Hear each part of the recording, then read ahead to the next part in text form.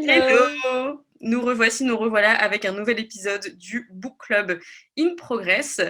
Et c'est assez rigolo puisque nous n'avons pas lu, enfin moi je n'ai pas lu le livre de mon propre Book Club. Et donc on va parler d'une lecture commune qu'on a fait qui n'est pas la lecture commune du Book Club quand même. Donc c'est assez extraordinaire. On était censé lire du coup le tome 3 de Cassidy Blake, c'était Bridge of Souls. Et résultat, j'ai eu une panne de lecture en mars et j'y arrivais pas. Je sais pas, j'ai pas réussi à me mettre dans la lecture. Toi, tu l'as lu, Marion, donc vite fait, qu'est-ce que tu en as Moi, je l'ai pensé? lu vraiment rapidement. J'ai bien aimé, mais c'est clairement pas mon préféré. Mm. Euh, En sachant que, soi-disant, c'est le dernier pour le moment où on ne sait pas si l'autrice va continuer cette saga ou si elle continue plus tard. Ça fait un petit goût d'inachevé, tu sais, il n'y a pas de suspense, il n'y a pas de... Genre, c'est comme si c'était un épisode d'une série, puis t'en es au troisième, puis il te Mm. manque le quatrième, quoi, voilà. C'est un peu globalement... Déjà, j'ai bien aimé l'ambiance Nouvelle-Orléans, mais ça m'a rien... Je veux dire, ça m'a rien fait, on dirait la fille insensible. Ou ça m'a pas procuré d'émotion, genre, ah, j'ai trop envie de lire la suite, sachant qu'il n'y a pas de suite pour le moment. Et enfin, ça fait un final bof, bof, bof, j'allais dire. Si c'est un Mm. final. S'il y a une Ouais, suite, oui, ça sera bien. si ça s'arrête là, c'est un peu bizarre, quoi. Ouais. Bah, c'est comme si on t'avait lancé quelque chose de super bien et qu'en cours de route, on te le stoppe comme une série qui a arrêté et t'avais prévu une fin et qu'en fait, t'as plus de budget, quoi. Du coup, nous, à la place, quand même, on s'est tapé cette bricasse. Alors, la fille, elle est, tu sais, elle est en panne de lecture. Mais elle lit ça en 2 jours, quoi. Tu me l'as offert pour Noël en 2018, donc il venait de sortir, et on l'a lu que maintenant. Franchement, je jouais ma vie en lisant ce livre, j'étais à fond dedans. Mais bon, avant de parler de notre ressenti, de ce qu'on a aimé, ce qu'on n'a pas aimé, etc., ce genre de choses, Marion, veux-tu nous faire un résumé de The Poppy War? Je suis prête pour le résumé, je suis prête. Tu es prête? On va suivre du coup une jeune fille qui s'appelle Rin, qui a été adoptée suite à une grosse guerre dans son pays. Il y a eu plein d'enfants abandonnés, donc plein d'enfants adoptés. Et sa famille adoptive veut la caser, veut la marier de force à quelqu'un. Et pour elle, bah, c'est non. C'est clairement non, elle n'a pas envie de ça du tout. Et elle a toujours aspiré à plus dans sa vie, en gros. Et elle va décider de prendre des cours intensifs pour rejoindre une école militaire. Mais quand je dis intensif, c'est genre violent, elle n'endort pas, elle se rend malade. Parce qu'en fait, normalement, c'est une école que tu prépares sous quoi? 2 ans? Toi, tu as 2 ans pour préparer le concours d'entrée, un truc comme ça? Non. Du coup, elle a seulement 2 ans. Elle s'y met quand elle a 14 ans Ah oui, et le concours d'entrée, c'est à 16 ans. Mais il y en a que ça fait, enfin, ils le préparent depuis leur naissance. Et la ah oui, plupart, c'est c'est vrai, depuis c'était genre ça. 5 6 ans. Et en fait, c'est pour ça que son précepteur, il est là, genre, non, mais t'y arriveras pas. Parce que du coup, elle a que Voilà, et 12 son ans. précepteur, ouais, son précepteur, en plus, bah, il veut pas trop la former au début, parce qu'il dit, bah, c'est mort, c'est un peu sa réputation qui met en jeu. Mm. Bah, donc, pour rejoindre une école militaire, parce que t'as l'impression que tout le côté militaire, c'est quand même the best qui peut arriver dans le pays, quoi. Ouais. La meilleure vocation possible. Mm. Et sans trop spoiler ce qui va se passer, elle va rentrer dans l'école, on s'en doute, et elle va suivre une formation ben, voilà, militaire. Et il va éclater pendant sa scolarité, il va éclater une guerre dans son pays. Mais ouais, il se passe tellement de choses dans ce roman, c'est fou. Moi, j'avais l'impression de dire genre 3 tomes. Enfin, c'est ce qui se passe des fois dans 3 tomes d'un autre roman. En vrai, ça pouvait faire un one shot, je pense. C'était intense. Moi, je l'ai pas lu en 2 jours, hein. Moi, dès que c'est écrit en anglais et assez petit, là aussi, franchement, je pense qu'il va Ouais. falloir que j'aille acheter des lunettes. Si tu veux commencer par ton avis, qu'est-ce que tu as préféré? Ouais, c'est même pas mon avis. C'est qu'est-ce que j'ai préféré Ah, parmi voilà, tout ce qu'il y avait que j'ai ouais, adoré, puisque c'est ça. la note que j'ai donnée à The Poppy War, c'est 5 sur 5, quoi. C'était genre. Et quand je l'ai fini, j'étais vide, j'étais choquée, j'étais comme ça. Mais c'est pas possible! Et vraiment, j'ai été bluffée, en fait, par la maîtrise que l'autrice, elle avait de son univers, du coup, qui est quand même basée sur l'histoire chinoise moderne, en fait, avec les tenants et les aboutissants qu'il y avait avec le Japon, avec Taïwan, etc.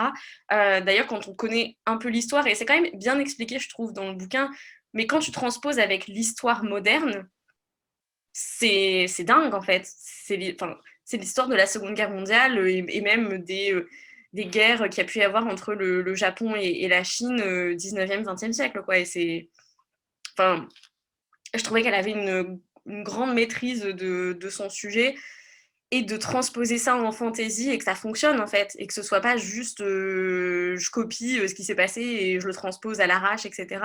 Enfin, j'ai trouvé que c'était hyper intéressant au niveau de l'univers, voilà, qui était très détaillé, que ce soit un univers à petite échelle, genre Cinégarde, comment l'académie fonctionnait, comment le test fonctionnait, mais aussi du coup à l'échelle du monde, on va dire comment les pays fonctionnaient, quelles étaient les relations entre les personnes, entre les différents types de l'armée, etc. Même si la deuxième partie du livre, du coup, quand il n'y a plus cette ambiance d'école, a été, je pense, la plus intense, on va dire.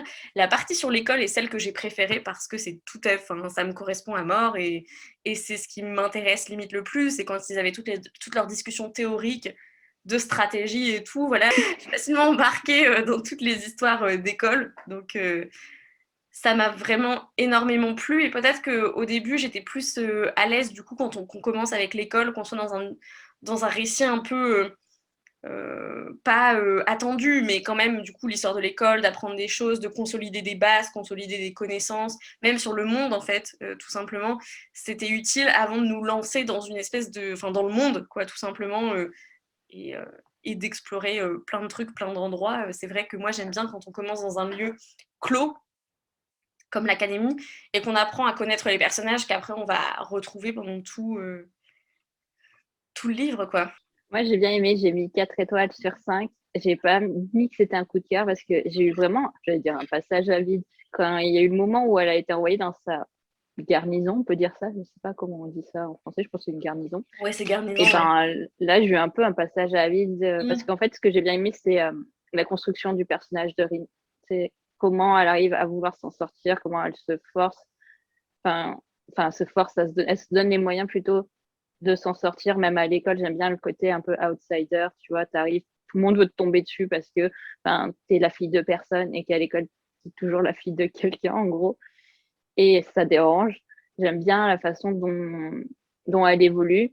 Puis au moment où elle est, elle rejoint la garnison, elle peut le lâcher à elle-même. Enfin, tu vois, on lui dit, Mm. ah, ta formation, elle n'est pas terminée. Tu as appris des choses sur ton passé. Tu apprends des choses sur ton passé, là, juste avant de partir. Et il y a la guerre. Démerde-toi. Et je me suis dit, waouh, trop d'informations d'un coup. Tu vois, ça m'a fait un petit passage à vide qui est bien revenu après, parce qu'après, là, on est plus dans la stratégie militaire, dans les combats et tout.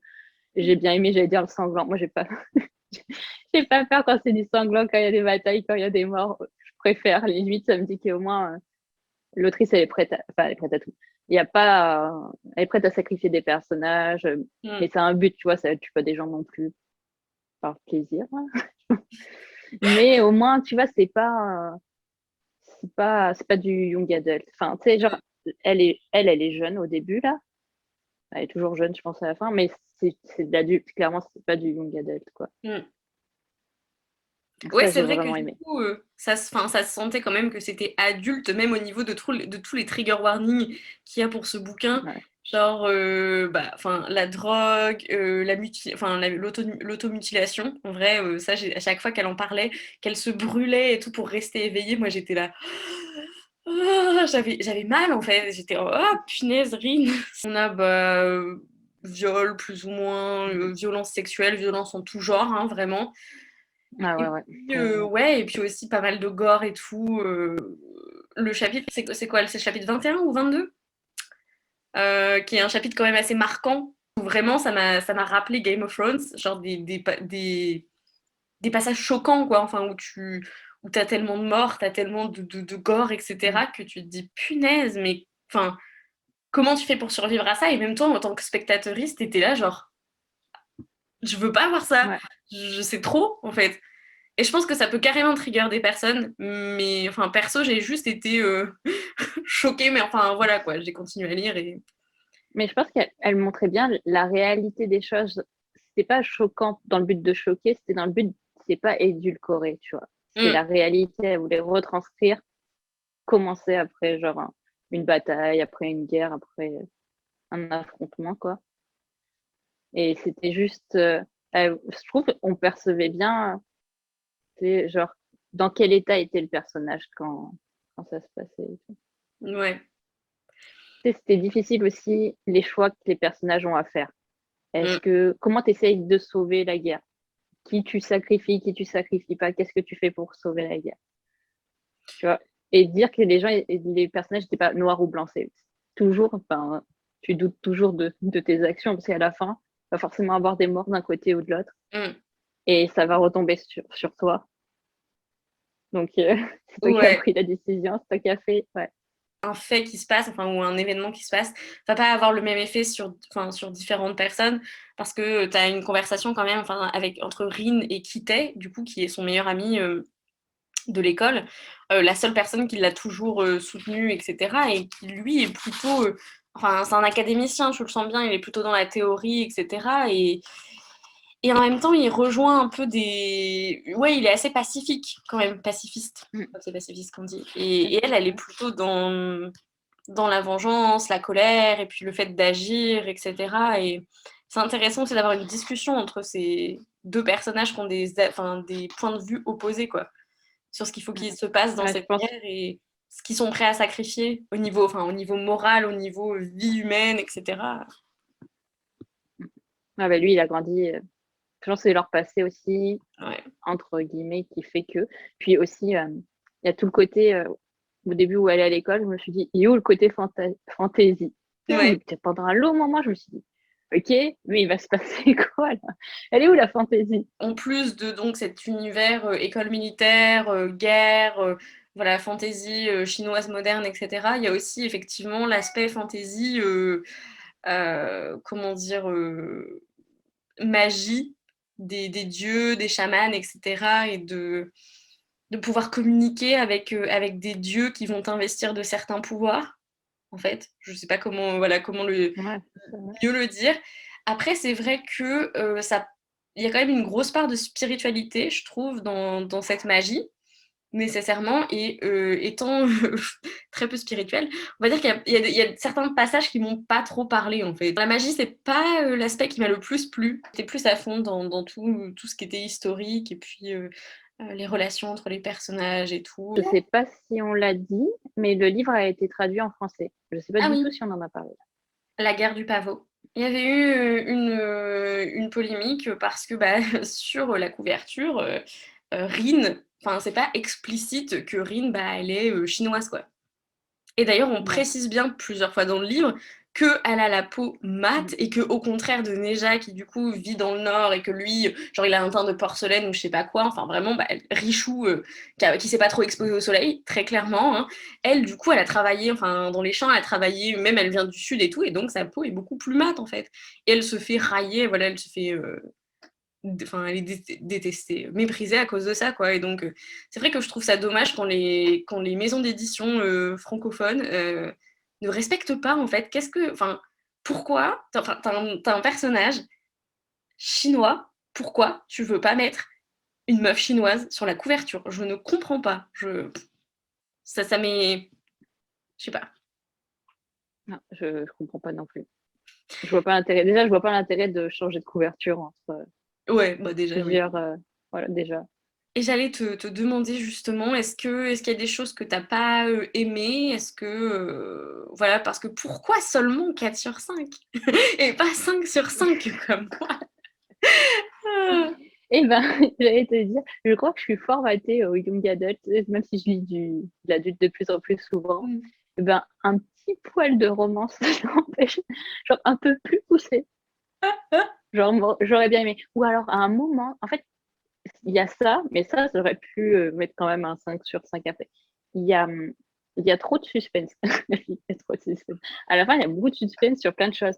Mais il y a des suspens qu'on t'a laissé en arrière. Je supporte pas qu'on me donne, que j'ai plusieurs suspens sur tout le livre. Quand je vais arriver au tome 2, je vais dire, bah, j'ai complètement oublié que lui, là, dans l'école, le mec qu'on entend parler et qu'on sait pas ce qu'il fait, là, qui va à l'infirmerie toujours et tout, oh, il va popper d'un seul coup dans le tome 2. Et moi, j'aurais oublié. La fin est bien, parce que tu as du suspense et tout, mais les ennemis ont complètement changé, tu vois, genre Ouais. retournement de situation et tout un peu. Pas forcément tous les ennemis sont mauvais, etc. Mais après, j'attends de voir, hein, c'est le tome 2. C'était peut-être trop gros pour moi. Peut-être il y a un ennemi, je trouve que c'était trop gros. Enfin, c'était peut-être la seule chose que j'avais prédit dans le livre, parce que tout le reste, je l'avais pas vu venir. C'était peut-être la seule chose que j'avais prédit dans le livre. On va voir comment ça se retourne. On va voir parce que on n'a pas assisté sur certains personnages déjà. Quand ça allait vraiment, vraiment vite et vraiment loin, clairement. Mais j'attends de voir. Mais je pense que le deuxième tome peut être un coup de cœur parce que ça peut partir totalement dans un sens différent. Du coup, pour le mois d'avril, nous avons décidé de lire une nouvelle parution qui est We Belong de Cookie Hipponia Everman. Donc, c'est un roman en vers, et ça, je ne m'en souvenais plus. Mais c'est un roman en vers qui va parler de folklore philippin, je crois, puisque on a deux sœurs dont la mère est d'origine philippine et elles ne connaissent pas beaucoup la culture philippine, elles ne connaissent pas beaucoup non plus l'histoire de leur mère avant qu'elle arrive, je crois, aux États-Unis. On part sur un peu une dimension de conte parce qu'un soir, leur mère va s'asseoir avec elles et va leur raconter son histoire mêlée à un conte déjà folklorique, enfin historique, etc., qui existe déjà sur la fille d'un dieu philippin. Donc on va être sur la mythologie philippine et sur le récit d'une immigrante, du coup. Et ça peut être carrément intéressant. Et c'est pas quelque chose que j'ai l'habitude de lire. Donc je suis assez excitée à l'idée de tester quelque chose de nouveau, une nouvelle mythologie. Parce que... J'ai un peu peur pour l'expérience d'écriture en vers, mais tout va bien se passer. Franchement, j'allais dire, ça devrait aller parce que c'est quand même targeté pour du middle grade, je crois. C'est pas YA, c'est middle grade. Donc, je pense que ça va aller, quoi. Ça va être un roman en vers, mais pas non plus des alexandrins, quoi. On sera loin du sonnet, je pense. Donc, n'hésitez pas à nous mettre en commentaire si vous avez envie de nous rejoindre pour cette lecture commune. We Belong, il sort le 30 mars et on tourne ceci, on est le 29 mars, donc il sort demain pour nous. Donc voilà, c'est top. Je pense qu'il sera... il sort aux US, ça c'est sûr, mais je pense qu'on pourra, que ce soit au UK ou au Canada, etc., je pense qu'on pourra l'avoir assez facilement, j'espère. On va s'en rendre compte très vite, de toute façon. Est-ce que tu veux finir la vidéo, Marion? Oui, non, mais j'arrive jamais à finir les vidéos. Je vais la faire à la version Marion qui on dirait que je récite, mais c'est pas grave. J'espère que cette vidéo vous aura plu et que vous avez lu avec nous. Enfin, non, ça, vous n'avez pas pu lire avec nous, je suis contente. J'espère que cette vidéo, je vais la refaire parce que je suis en train de rigoler toutes les deux, pas contente. J'espère que cette vidéo vous aura plu. Si vous avez lu le livre, n'hésitez pas à nous en parler en commentaire si vous avez été aussi enthousiaste que nous sur ce roman. J'espère que vous serez nombreux à rejoindre notre club de lecture pour le mois d'avril. Et nous, on se retrouve le mois prochain pour une nouvelle vidéo. Bye!